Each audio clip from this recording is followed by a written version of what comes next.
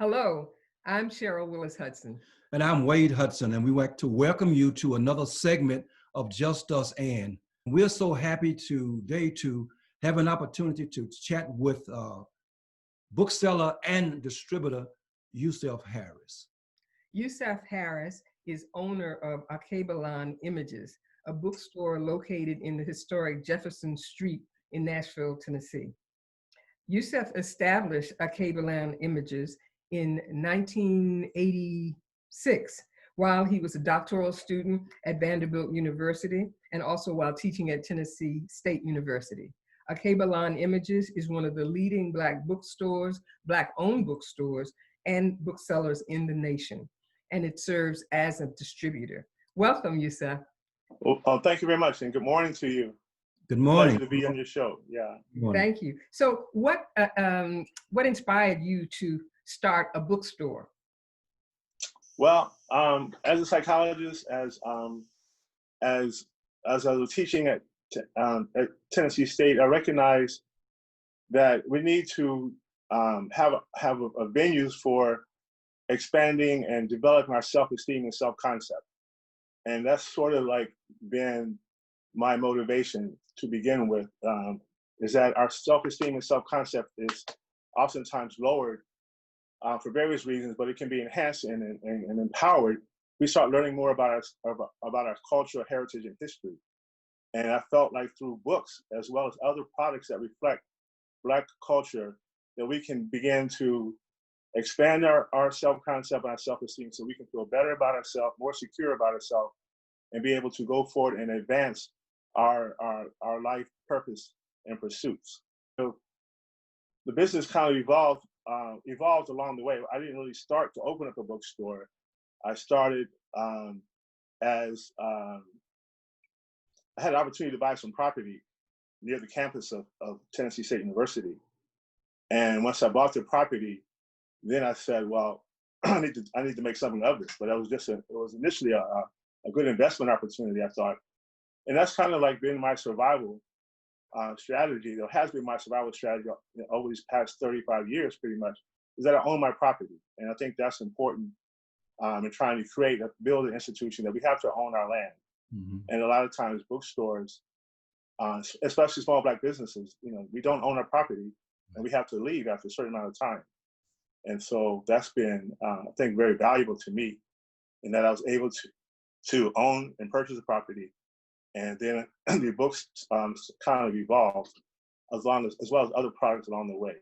That's a really good point, because having the right location, and the right location for you is actually owning that property, is crucial to any business, even in this digital age. So how has Akiba Land developed and on that property? And tell us a little bit about the name of your store as an institution. Well, Akiba Land comes from my teachings and studies learning about history through Dr. Ben Johannan, who is an African educator. His name of his company was Akiba Land, and it means land of the Blacks. And people say that it's referenced to be the original name for the continent of Africa. So my business is African Images, and so that's how the name came about. The business is kind of started out. We attend a lot of conferences and conventions around the country. I think that's probably where I met you at some point, probably the NJEA conventions in Atlantic City back in the day.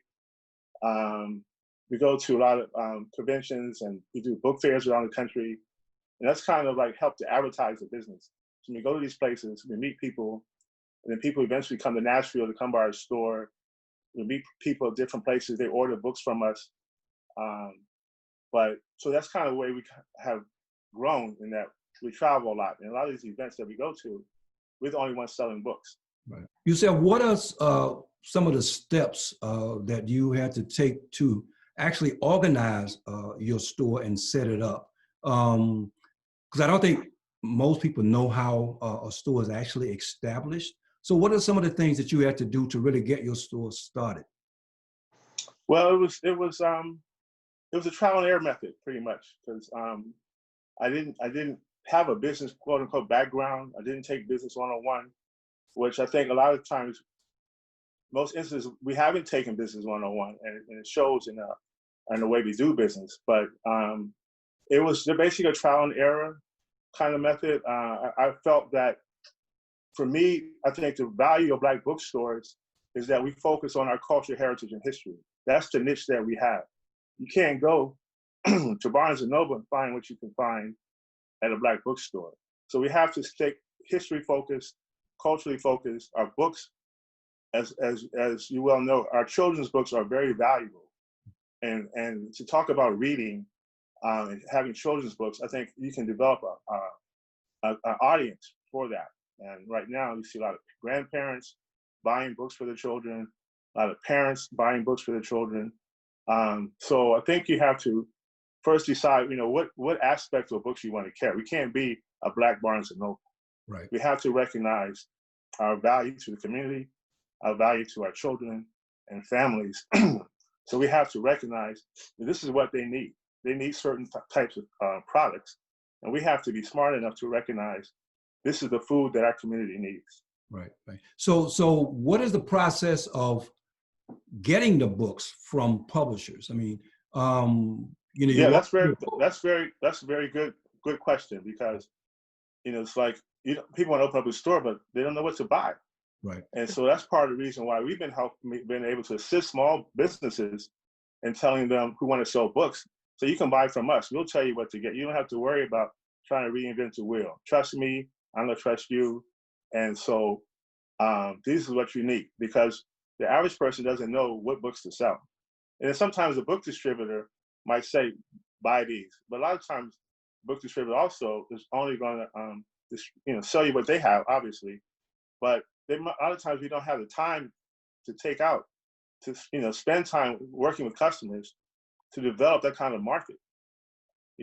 They say, tell us what you want, I'll send it to you. But if you don't know what you want, it's like, oh, what do you do? And so, and I think that distributors and publishers, who really want to work with Black bookstores, you have to take the time out and cultivate that knowledge and have those teaching sessions and learning sessions, so you'll know what to do. But over time, by me have a psychology background, I'm buying books that's going to feed self-esteem, self-concept. I'm looking at culture, heritage, and history. So my books are all about that. Right. But as you well know, go ahead. Yeah, so the difference between a distributor and a bookseller is that a distributor actually gets the books from the publisher and makes the books available to the bookstore, and the bookstore buys from you as a distributor. Right. So I basically distribute to small businesses who not really are like a bookstore, but they want to have books. Okay. And basically, we have to recognize that you just can't make it just with books. But books also can help create a new market for you. If you have a business, might be just selling African products, or you might just be selling T-shirts in a store, or you might be a barbershop and you want to have a book stand. So we have to look at non-traditional methods of marketing and distributing books, because the whole goal is to empower us, empower the minds of young children. Because as you know, young children basically looking at instruments instead of books. Yeah. And so you started your bookstore in 1986, and so you actually began at, I think, the beginning of the boom in Black book publishing that lasted. So let's talk a little bit about that. Can you? Why basically, there was such a boom in Black book publishing during the 90s. Yeah, so that kind of started like in the late 80s, early 90s. It seemed like there was a cultural shift towards Black consciousness and Black awareness. We started wearing the class of 1985 Kente strips at graduation. We started wearing class of 1986 Kente strips at graduation. Today in 2020, we're still wearing class of 2020 graduation strips. So back then, there was a consciousness, and the Spike Lee's movies came out. And so and people started wearing African clothing. So there was just like a cultural revolution taking place. And Black bookstores started to flourish. And then they were popping up in several places. People were selling books. At the same time, people wanted to become self-employed. And so looking at ways to how I can create income for myself. And then, as you well know, the Black urban fiction books came out. Mm-hmm. And that was like, running. But before that, Terry McMillan's book, Waiting to Exhale, broke the dam, broke the flood dam. And after Terry McMillan's book came out, it was like, oh, wow, especially with the white publishers, they felt like Black folks can read and can write. But she kind of initiated and unleashed a whole lot of young authors who came on board and wanted to write, and then realized that there was an audience who wanted to hear what they wanted to write. And Black booksellers started popping up because they had these authors who had books and they needed outlets for them. So bookstores started growing. And that was like before Amazon, before the internet. Oh, right. So you can only really buy Black books from Black bookstores. That history is so important because, as you said, in the late 80s, early 90s, there were over 300 Black bookstores or Black book gift shops who were selling products. Now, there's since been a decline. There are not nearly as many Black bookstores now. Can you tell us a little bit about that, or has your business changed over that 35-year period? What led to the decline? Why was there a decline? Well, partly because, Amazon and Barnes & Noble, Borders, Books A Million, they came on board and realized that Black folks could read. So they had a little Black section in their store. You might have one bookshelf that had about 50 books on it. And then the internet, people come in our store and say, well, it's cheaper on the internet. But I always say, well, you're going to ask Amazon for your donation for your church when you have a Mother's Day program or something. So we have to realize we have to support each other. But a lot of us got, lost in the with the internet sales, and we're not really we weren't doing internet sales. And then people started mass producing things. And so it was cheaper to buy it on the internet because they don't have the overhead the stores have. They don't have the payroll issues. Right. The rent going up and the electricity costs. So those kinds of things, I think, hurt Black bookstores. And some of them didn't survive, haven't survived and didn't survive. But it also takes a level of commitment and passion to have a business. And you just can't do it as a side hustle, and be successful. It has to be your lifestyle. It has to be in your heart. And if you don't have that passion and commitment, then you're not going to survive. Right. And I would think also, although this happened a few years later, the recession of 2007 and 8 was really the final death blow for a lot of bookstores. Right. Yeah, that's true. And let's see, if we recognize and stick within our niche, we're not trying to be the Black other bookstore, the Black Barnes & Noble. We have to recognize our value to the community. And so we try to recognize that, we're serving a niche population, and that we're experts in that. And we have to recognize that we're experts, and we have to operate as like we're the authority. Right. So what is the typical day for you like as a bookseller?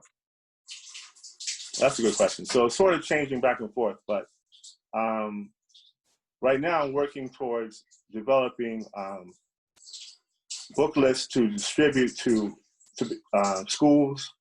I'm looking at expanding my market to schools, public schools, private schools, their libraries and their everyday books that they need for classroom instruction. There's a need for Black books that I think as distributors, we can fulfill that need. I go to conferences and people would say, oh, we have a budget.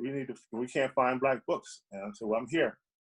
And so I'm trying to prepare myself to address that market because it's wide open, especially right now. You mentioned COVID-19. I mean, people are more and more race conscious now than ever before. And even Caucasians are coming to my store now. More in the last 3 months, we've had more than we had in the last 10 years. Wow. And so that's the whole, they come in and ask me, what do I buy?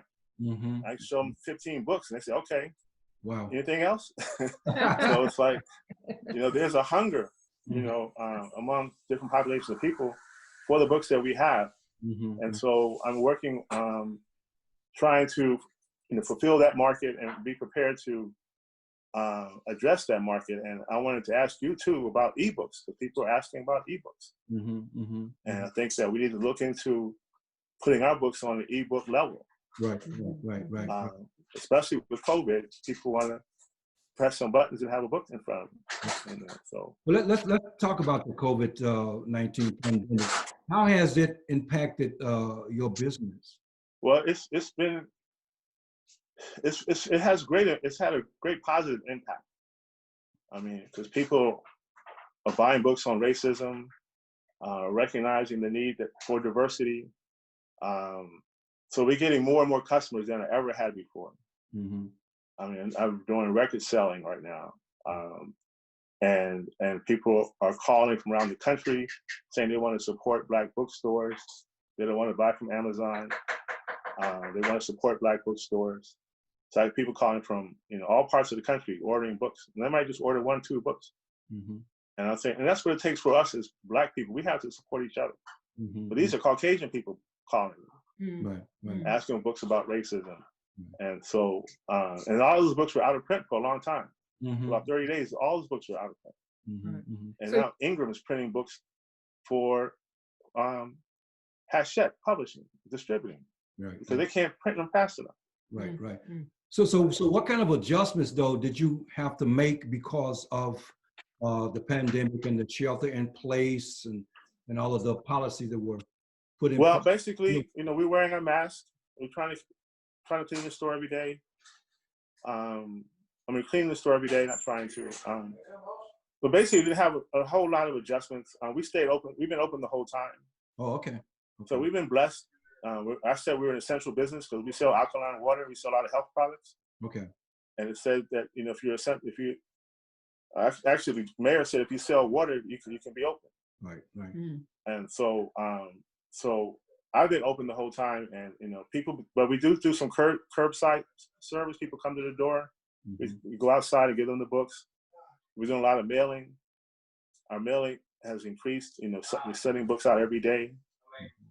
But basically, it's been business-wise, it's been a blessing financially. At the same time, it's taken. I'm sorry, it's taken a knee on someone's neck to break the camel's back. But you know, that happened. So it's like, what do we do from now? Where do we go from here? And so it's obvious that you're existing in this as a Black institution.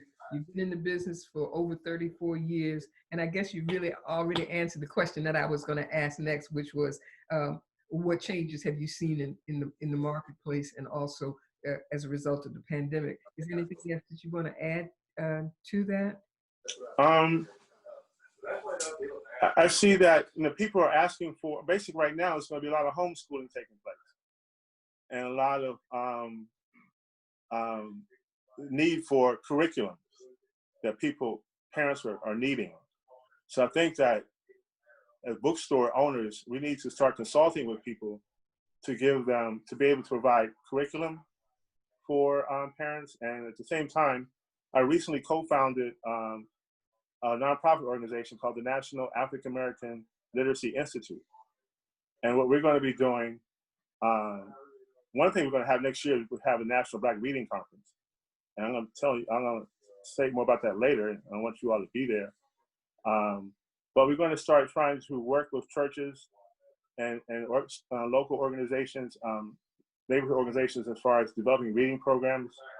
We want to have a Saturday school program at churches. I think our churches need to be more utilized. And every Saturday morning, there could be a reading program, like 9 to 12 every Saturday. So we're talking to ministers about that.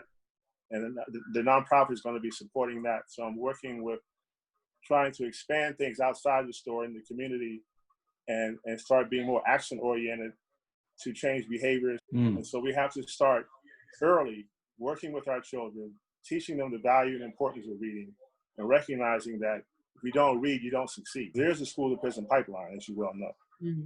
And so if we don't address that, they're going to, you know, it's going to be more of a problem. And you know, you can invest in the prisons and make money. You're making money because we're in jail. We're in the prison. So it's a for-profit organization. I mean, business. Yeah, it is. Yeah. And we don't need to be funding that business. Absolutely. So we need to talk about reading at an early age. We need to have hospitals giving books to children when they're born, to families, and bookstores can be instrumental in that. So we need to start getting beyond the store, getting more in the community, getting more involved, and promoting our passion, our commitment, and our lifestyle. You talked a lot about community support, and that's certainly crucial. But what one thing you would suggest to someone in the community who wants to support a Black bookstore like yours? Well, one thing, they can donate. They donate financially, donate their time, donate their resources. They might be involved with some organizations or that they're part of, that we can expand, reading groups, book clubs. It's a full court press that we have to take, that might have that kind of mindset. We need to be on all fronts.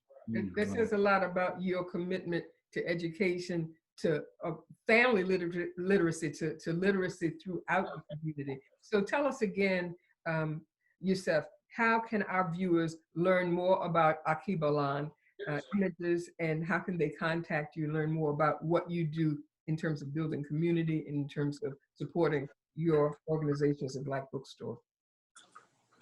Well, right, in a couple of weeks, we're going to release our website. It's going to be Alkebu-Lan-Images.com. Our email address is Alkebu-Lan-Images@gmail.com. You can always call our store and talk to me. I have all the phone calls come straight to me, whether I'm in Nashville or in the store or I'm in New Jersey. All store calls come to me, so I'm easily accessible. So that's one thing that I think that bookstores have to work on, including myself, is being more social media friendly and available. There's so many fronts we have to be on top of as far as having a business, and that's becoming more and more of a primary front, to be social media accessible, while at the same time we're trying to get Just Us books on our shelves and other book publishers on our books on our shelves, and we get people to come in to buy the books and have personnel to be there to sell the books, and then have a place to sell the books and be open. There's a lot of pieces to the puzzle, as you can imagine. Absolutely. And but it's a labor of love. Yeah. And I enjoy it. And the thing too, I want to say is that we have to build legacy.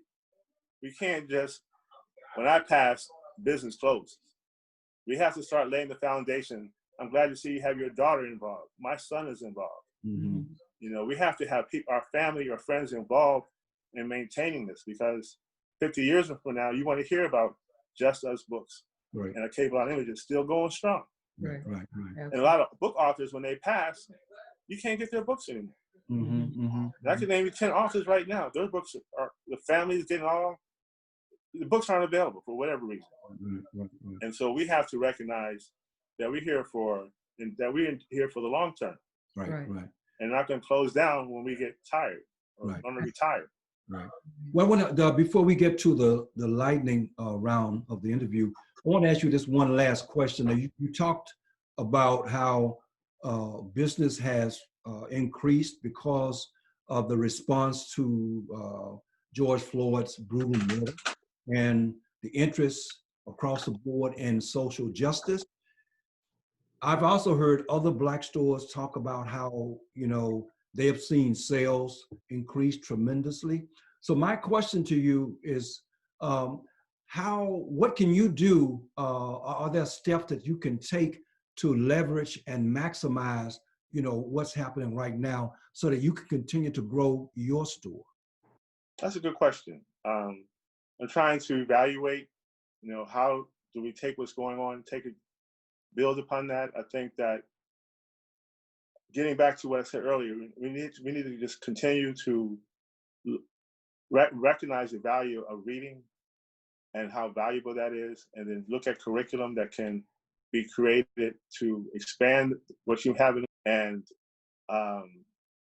so those are a couple things right there. And then we have to recognize that we have people talking about racism. What actions can we create to change things? What are some of the behaviors we can look to change?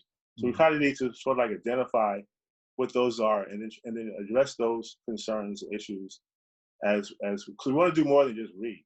Right. We want to create change, Right. and we should look at ourselves as social change agents, and that's our focus. You know, we want to change society in a way that can help us develop ourselves and inspire us and motivate us to be on purpose.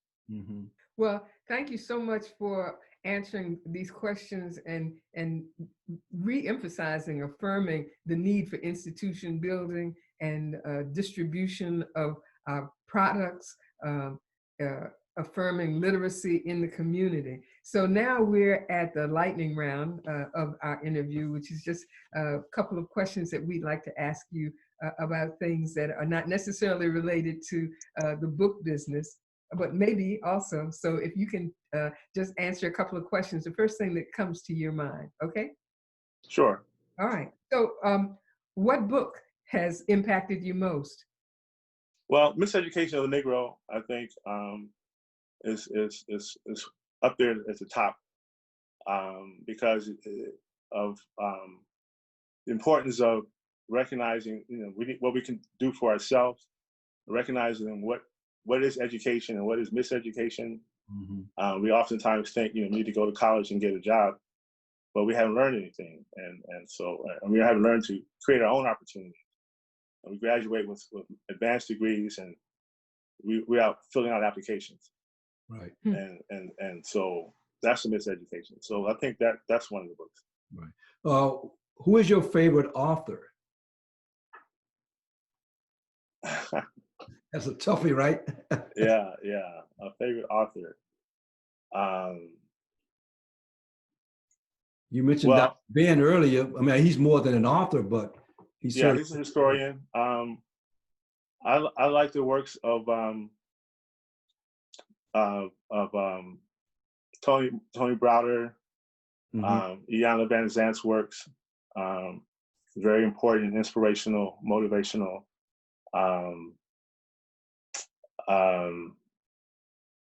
Those are some of the authors. Yeah. Okay. So who has influenced you the most in your life? Who influenced me the most? Yes. That's a really good question.